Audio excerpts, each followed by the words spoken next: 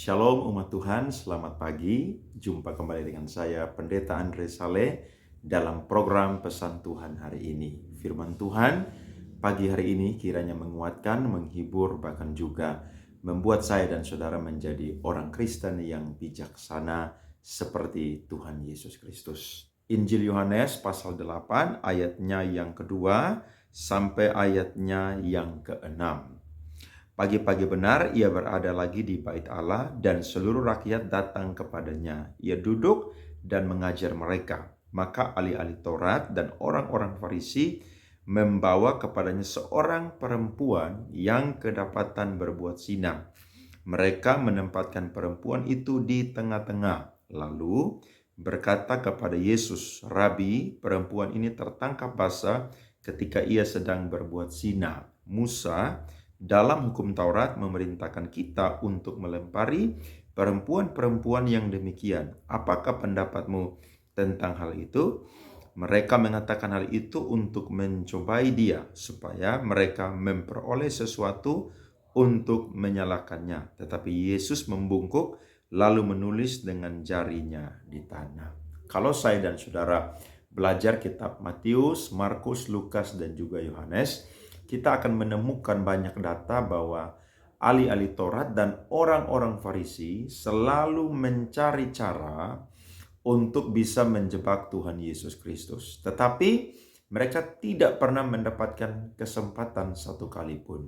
Termasuk di teks atau nats yang tadi saya dan saudara sudah dengarkan. Ketika Yesus sedang mengajar di bait Allah pada waktu pagi, maka mereka membawa seorang perempuan yang kedapatan melakukan perzinahan. Musa di dalam hukumnya menuliskan bahwa perempuan-perempuan seperti demikian pantas untuk dirajam pakai batu sampai mati. Tetapi ternyata mereka yang adalah kelompok atau golongan rohaniawan, mereka lupa juga bahwa bukan cuma perempuan saja yang harus dihukum mati, tetapi laki-laki juga yang melakukan perzinahan, dia pun juga harus dihukum mati bersama dengan perempuan tersebut. Memang tujuan mereka bukan karena motivasi yang benar atau motivasi yang murni.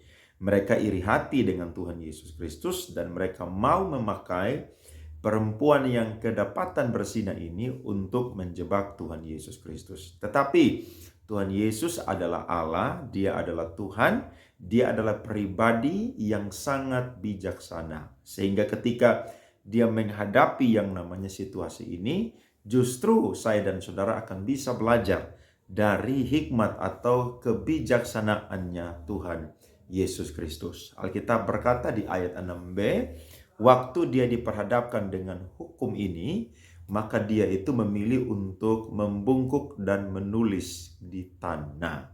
Saudara tahu bahwa bangsa Yahudi adalah bangsa yang dijajah oleh bangsa Romawi.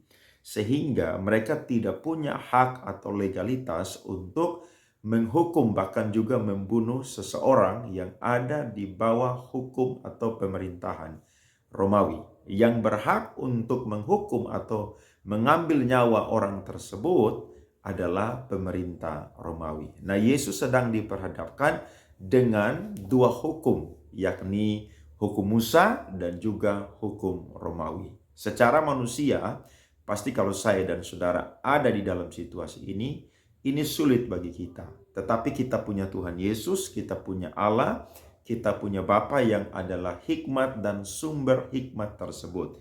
Sehingga dia memberikan kepada saya dan saudara pelajaran bahwa ketika saya dan saudara sedang menghadapi situasi yang sulit seperti apapun, dia akan memberikan hikmat kepada saya dan saudara. Kita perhatikan ayatnya yang ketujuh. Dan ketika mereka terus-menerus bertanya kepadanya, ia pun bangkit berdiri lalu berkata kepada mereka, "Barang siapa di antara kamu yang tidak berdosa, hendaklah ia yang pertama melemparkan batu kepada perempuan itu."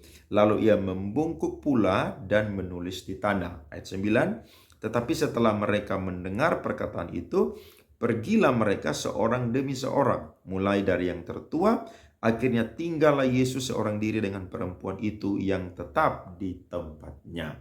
Hikmat yang pertama yang Tuhan Yesus contohkan kepada kita adalah Dia menanyakan kepada rohaniawan Yahudi bahwa kalau ada di antara kalian yang tidak berbuat dosa, maka dialah yang paling pertama kali merajam perempuan yang kedapatan berzina itu pertama kali. Tahukah saudara, ini satu pertanyaan yang membuat mereka itu harus mengoreksi diri mereka. Ketika saya dan saudara menghadapi situasi yang sulit dan di situ membutuhkan hikmat Tuhan, maka saya dan saudara jangan cepat-cepat untuk bertindak. Kita harus belajar dari Tuhan Yesus yang memberikan kesempatan kepada mereka untuk berpikir berulang-ulang.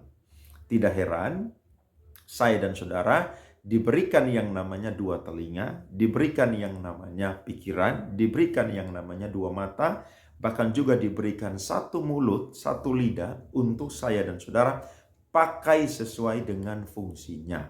Kalau saya dan saudara langsung mengambil keputusan, tidak mempertimbangkan dengan baik, maka itu pasti bukan hanya merugikan orang lain, tetapi saya dan saudara sendiri pun juga yang dirugikan. Yesus ketika dia menulis ke tanah pada waktu itu, ada seorang teolog yang berkata, dia memberikan kesempatan kepada para ahli Taurat dan orang-orang Yahudi untuk memikirkan kembali.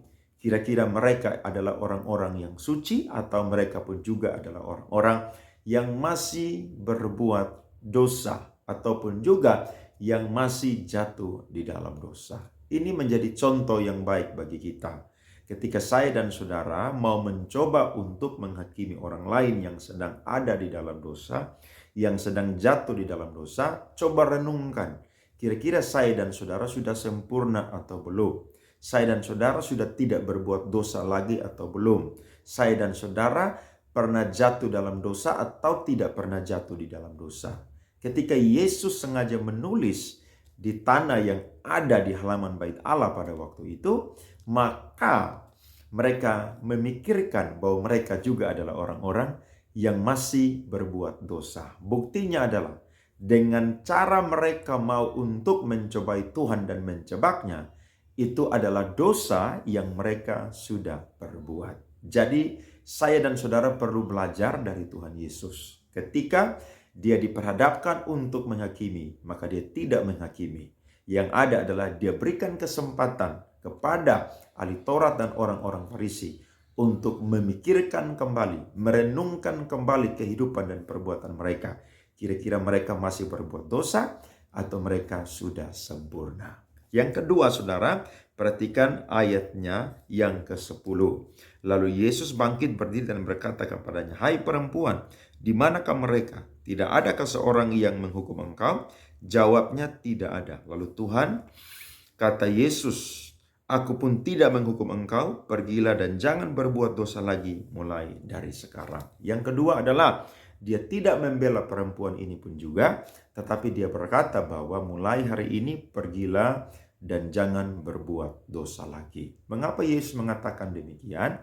Kalau dia berbuat dosa lagi dan dia itu tidak berjumpa dengan Tuhan Yesus, maka akibat yang dia alami adalah pasti dia dirajam sampai mati. Dan juga yang kedua adalah kalau dia berbuat dosa lagi dan dia tidak mendapatkan kesempatan, yang ada adalah justru dia akan mati binasa di dalam dosanya. Kita belajar bahwa Yesus tidak menghakimi para ahli Taurat dan orang Farisi, tetapi Yesus pun juga dia tidak membela perempuan yang berzina ini. Justru dia memberikan rekomendasi, justru dia memberikan kesempatan kepada perempuan ini supaya dia memperbaiki kehidupannya yang tidak benar di hadapan Allah. Dengan pergi dan tidak berbuat dosa lagi, maka dia akan menjadi seorang yang baru di dalam Tuhan. Dia akan menjadi pribadi yang bisa memperbaiki kehidupannya dan hidupnya diubahkan, diberkati dan jadi berkat. Kalau saya dan saudara hari-hari ini diberikan kesempatan oleh Tuhan untuk masih hidup, walaupun saya dan saudara sering kali berbuat dosa, walaupun kadang-kadang saya dan saudara jatuh bahkan sengaja berbuat dosa, tapi Allah selalu kasih kesempatan bagi kita. Zaman ini adalah zaman anugerah. Jangan tunggu sampai kita diambil Tuhan nyawanya baru saya dan saudara bertobat. Tetapi ketika saya dan saudara berbuat dosa, justru saya dan saudara harus segera minta ampun. Dan saya percaya kita akan diampuni oleh Tuhan. Tidak heran pemazmur berkata, berbahagialah orang yang diampuni dosanya. Jadi ketika saya dan saudara diampuni dosanya, itu satu kebahagiaan, itu satu berkat yang besar bagi saya dan saudara. Puji Tuhan, kiranya pesan Tuhan hari ini menjadi berkat bagi saya dan saudara. Mari jalani hari ini. Kalau saudara sedang menghadapi situasi yang sulit, perkara-perkara yang sulit, minta hikmat dari Tuhan. Jangan cepat untuk menghakimi, tapi mari koreksi diri. Kemudian yang kedua, kalau kita berbuat dosa, segera minta ampun kepada Tuhan dan jangan berbuat dosa lagi. Allah adalah Allah yang suci. Dia tidak suka untuk dipermainkan.